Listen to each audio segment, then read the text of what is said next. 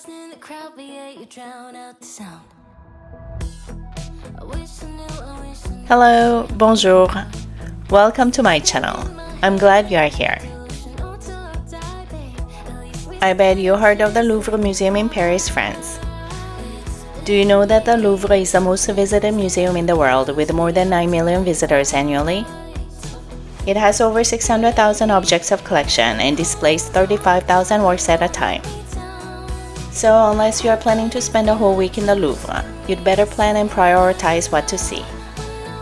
I understand if you feel overwhelmed by the sheer number of the objects of the museum. You might feel lost and don't know what to see or where to start. Today, I will show you the top 12 must-see objects at the Louvre so that you can save a great deal of time. Let's go! Allons-y!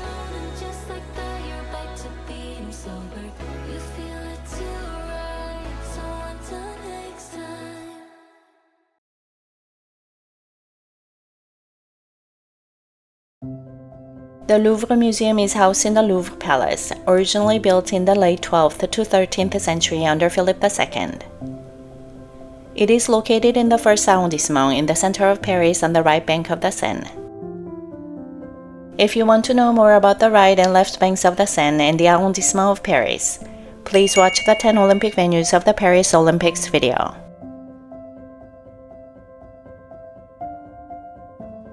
The Louvre's history starts around 1190 with its first construction as a Louvre castle. In the 1540s, Francis I started the replacement of the greatly expanded medieval castle with a new design inspired by classical antiquity and Italian Renaissance architecture. And you can see this oldest part of the palace, Lescaut wing, still standing grand. It was the main royal residence of the French kings until Louis XIV moved the royal court to the Palace of Versailles in 1682. The Louvre Palace was established as a museum in 1793 during the French Revolution. The Louvre has 3 wings. The Denon wing is the one you see along the Seine. If you want to see the Denon wing from the Seine, please check out the Cruise on the Seine video. The wing parallel to the Denon wing on the other side of the pyramid of the Louvre is the Richelieu wing, and the wing in the middle beyond the pyramid is the Sully wing. Yes, it is a vast museum covering a total of about 73,000 square meters or 783,000 square feet of exhibition space. This makes the Louvre the largest museum in the world. The exterior is more than impressive, but we need to go inside as there are too many to see.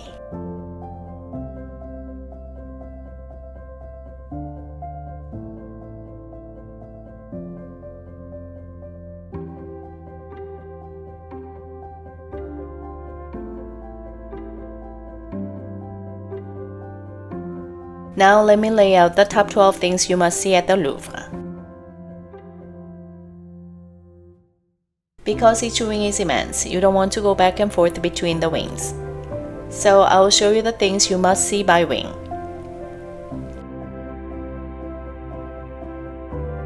Let's start from the Denon.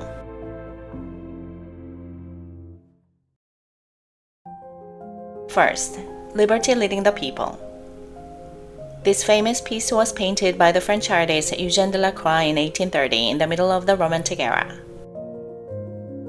The painting commemorates the July Revolution of 1830 that toppled King Charles X, a younger brother of the guillotined Louis XVI. Liberty is depicted as a bare-bosom centerpiece holding the tricolor flag of France.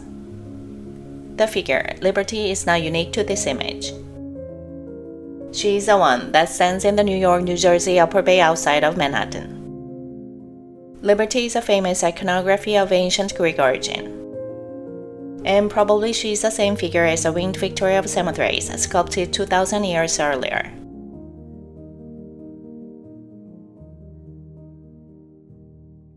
As I just mentioned the winged Victory of Samothrace, let's see this ancient Greek sculpture next.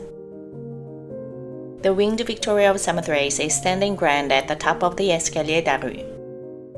The Escalier d'Arru, a magnificent marble staircase, is located in the Denon wing, referred to as Room 703. The staircase is renowned for showcasing the winged victory of Samothrace, or Nike of Samothrace. It is one of the most famous statues preserved in the Louvre Museum. It is a Hellenistic sculpture depicting the goddess Nike, Victory, alighting on the prow of a ship. It is a masterpiece of Greek art, dating back to the early 2nd century BC, circa 190 BC.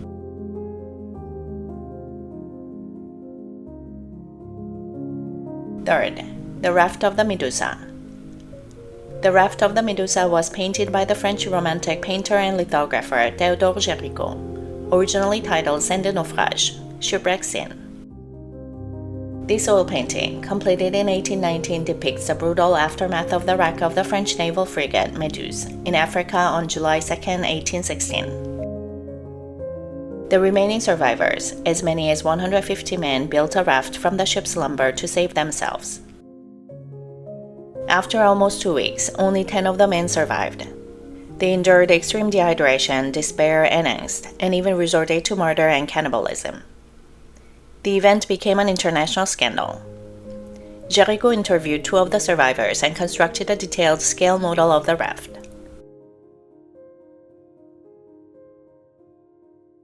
Fourth, the Coronation of Napoleon. The Coronation of Napoleon, also known as Le Sacre de Napoléon, is a monumental oil painting by French artist Jacques-Louis David, completed in 1806-1807. It depicts the coronation of Napoleon Bonaparte as Emperor of France in the Notre Dame Cathedral in Paris on December 2, 1804, and the subsequent crowning of his wife Josephine as Empress.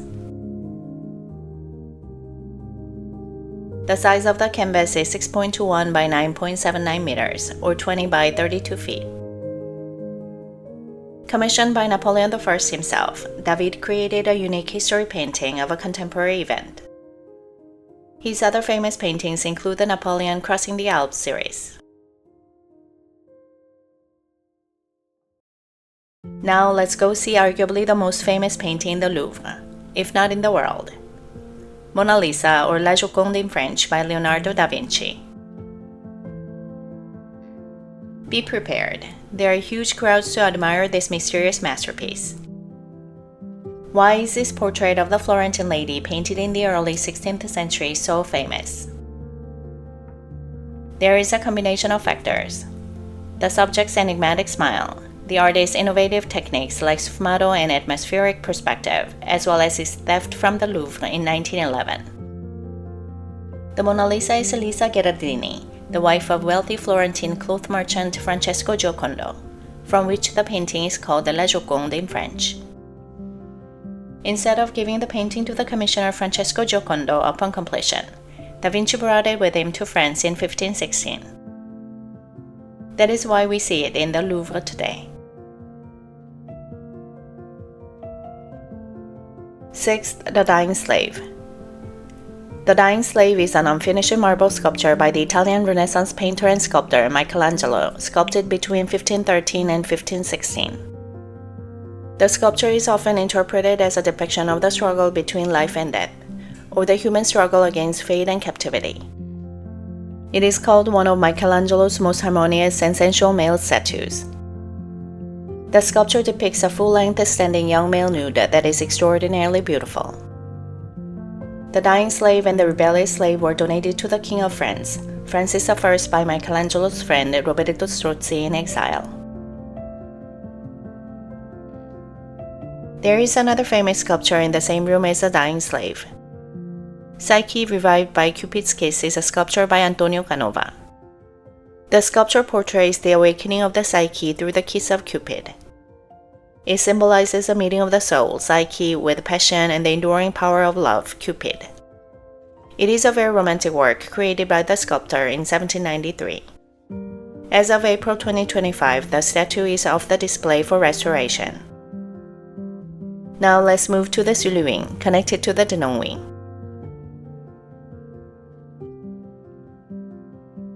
Eighth, Venus de Milo. Venus de Milo, or La Venus de Milo, is an ancient Greek statue that came from the island of Melos in 1820. The statue dates back to around 100 BC.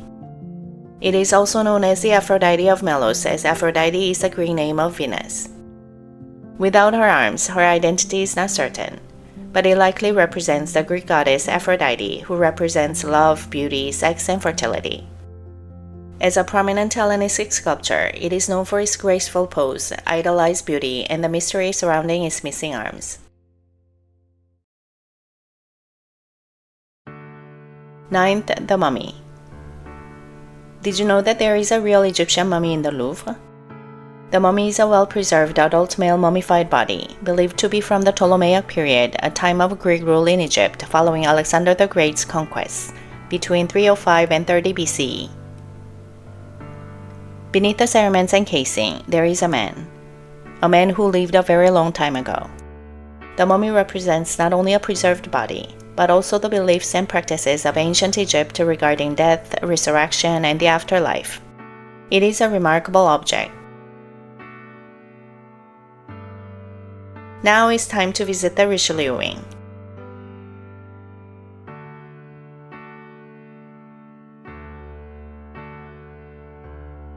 Tenth, Seal of the Code of Hammurabi. The Law Code Seal of King Hammurabi, also known as the Code of Hammurabi, is a Babylonian legal text inscribed on a basalt seal. It is a 4,000-year-old Babylonian monument that shows the king receiving authority from the sun god Shamash. Hammurabi was a king of Babylon and ruled from 1792 to 1750 BC. It contains a collection of 282 laws developed during the reign of Hammurabi, offering insights into ancient Babylonian society and legal practices. It is the shape of an index finger and measures 7.5 feet, or 2.5 meters. On top, you can see the figure of the god Shamash presenting the code to Hammurabi himself. The seal was discovered in Meghan in Samaria, the modern United Arab Emirates, and Oman in 1901. It is written in the Akkadian language and translated in 1902. You can read the translated texts on the walls surrounding the seal.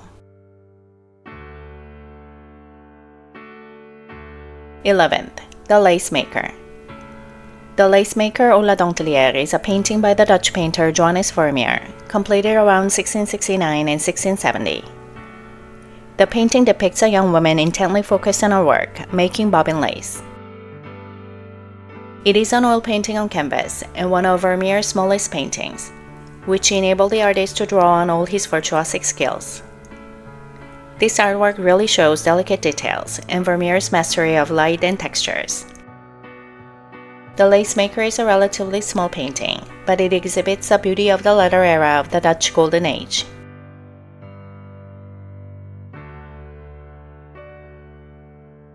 Twelfth, Napoleon III Apartments. You know, the Louvre was a palace before it became a museum. And the palace's splendid past is so well reflected in the Napoleon III apartments. These apartments were used as the official residence and offices by Napoleon III's Minister of State and Finance, Food, and his successors during the Second Empire. They are an excellent example of the Second Empire style decor. It is exceptional that the apartments are displayed with their original furniture. These apartments are part of the Richelieu wing of the Louvre Palace, which was expanded during Napoleon III's reign. Yes, of course, there are so many more things to see at the museum. These are just the 12 objects you must not miss at the Louvre. I hope you navigate this vast museum a little more easily with my recommendation.